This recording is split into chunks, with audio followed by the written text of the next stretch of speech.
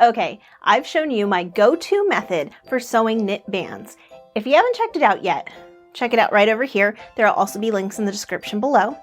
But what if you're sewing for babies or pets? How do you get directional prints going in the right direction? And what the heck is the ham hock method?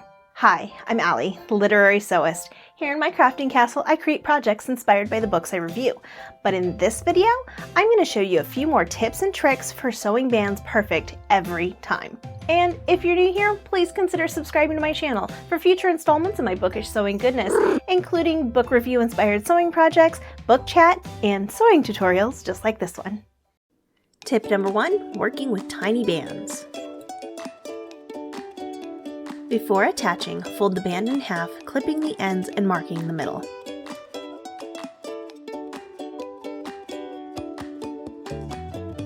Mark the middle of the unsewn sleeve, shirt, or pants, whatever you're sewing.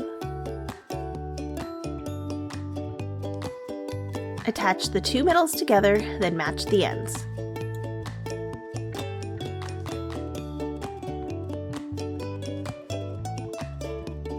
You will sew the two together before you attach the sleeve to the shirt or sew the side seams.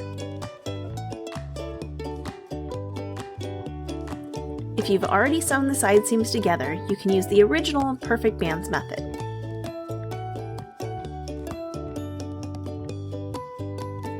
But clips are more difficult at this point, so let's switch to using pins.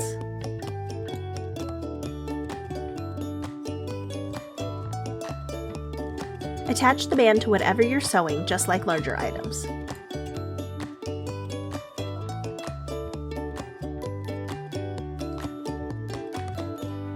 Sewing in the round, do not use a serger. Use the smallest foot you have and a tiny zigzag stitch. Take it slow, being sure not to pull the fabric or sew over the pins.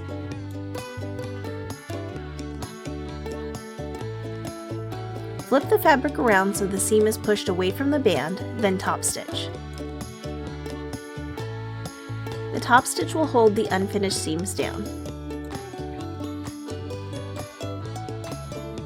If you didn't sew the side seams, you can use a serger if you'd like.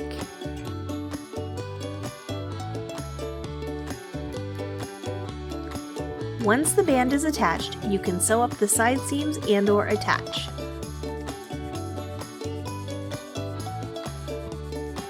For the serger tail, you can tie off the ends, just cut the end, or use a hand needle to thread it through the seam.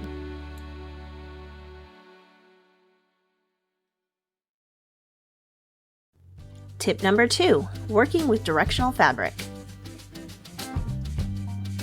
When cutting out your fabric, you will want to keep track of the direction your fabric will go. One thing to do is make sure you mark the pattern piece with top and/or bottom. Mark the center where you will be joining the band and the main piece with a clip.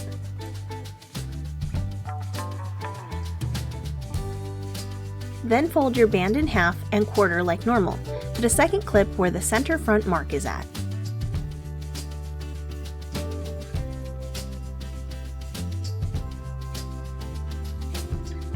Then all you need to do is attach like normal and sew.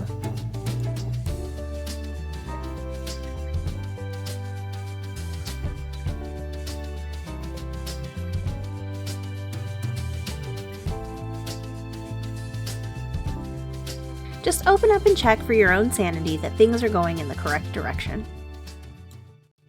Tip number 3, the ham hock method. In my original method, you hold over and sew the side seam first, then fold in half to attach. The ham hock method saves you a step and helps reduce bulk with serger threads. First fold over like normal, but then you will fold the top half over as well. Now you will sew this one seam, keeping all 4 layers together.